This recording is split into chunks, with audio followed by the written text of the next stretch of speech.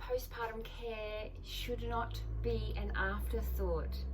Hi Mama, this is Tara Udall from Postpartum Nurturing, and thanks so much for joining me. Sorry about that background noise. So, do you know what the most Googled things that mums Google after having a baby? Well, it's not how to care for themselves, and it's not what foods they should be eating, and it's certainly not what changes happen to our body after having a baby. It's actually about the baby. Most mums, most things that are Googled are around baby's milestones, or just concerns around baby maybe sleeping or breastfeeding, or what foods to feed them when they're beginning to eat. And look, I get that. We want to be the best mums we can be.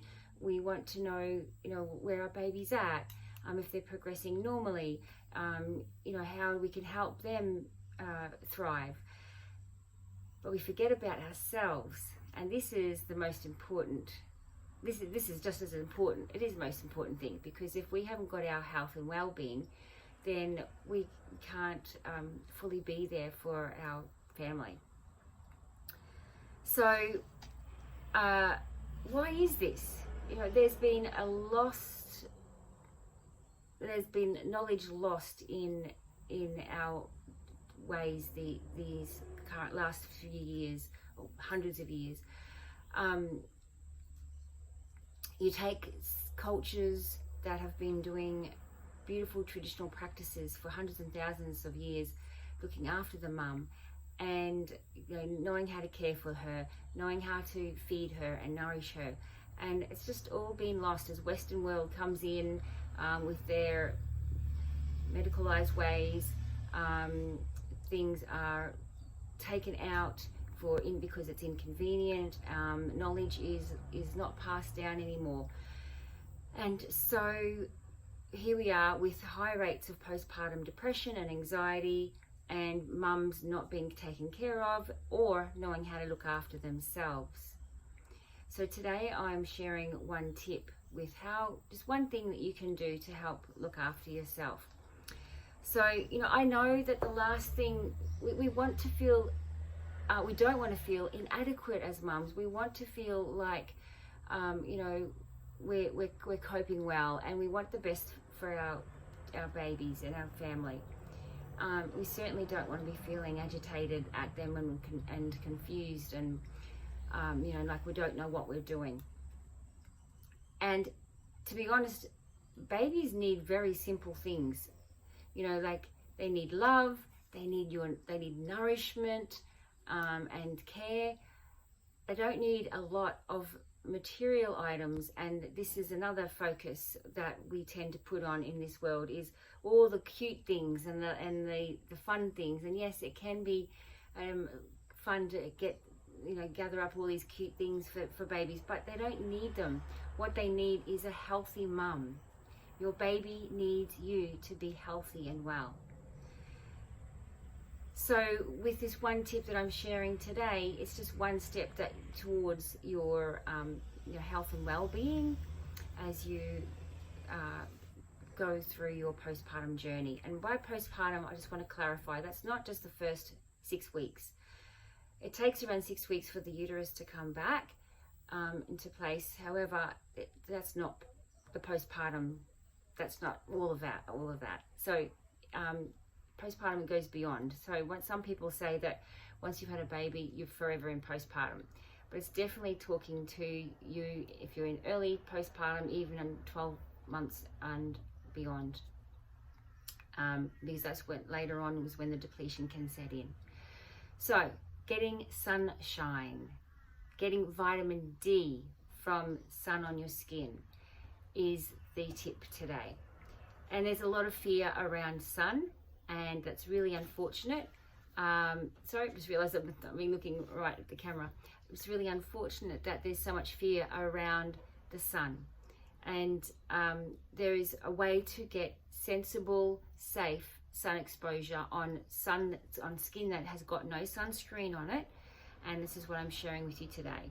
So first of all, you want to build up your sun. If you're not used to being out in the sun with exposed skin, build it up, start at a few minutes a day. If you are living in the tropics or subtropics, and I'm in southeast Queensland where the sun's very hot in summer, the 6 a.m. to 7 a.m. is still really warm sun, but it's warm and it's not going to have that burning effect. So use the times that for your time zone. So in those time zone, the 6 to 7 a.m. is ideal for those hot climates in summer. As it becomes autumn, winter, and early spring, you can sort of go 8, 9 a.m., maybe even 9:30 a.m. And definitely in winter, the sun is milder, so 9:30 a.m. is great to be having that sun on your exposed skin. Get as much sun on as much skin as you can as well. So if you can have arms, thighs, belly exposed. Now if you're pregnant, I just want to, if you're listening to this or reading this and you're pregnant, don't go out baking your belly. That'll heat up the bubby. I'm not talking about sun baking for anyone though. It's different to getting the sun exposure in a healthy way. So why am I telling you to go out into the sun? Well, the vitamin D that's created through the process with the skin is very beneficial for your immune system. It helps regulate hormones. It will help improve your sleep, and vitamin D is super important for mental health and well-being. There's lots of depression in European countries, or where there's a lot of dark winters and people aren't getting outside and getting that sun on their skin, and so usually supplements are required. But if you're living in Australia, you can definitely get this vitamin D naturally. So starting off with a few minutes every day, building up to 10 to 15 minutes in that early morning sun. And if you've got any questions around that, feel free to contact me. So postpartum care is, don't let it be an afterthought.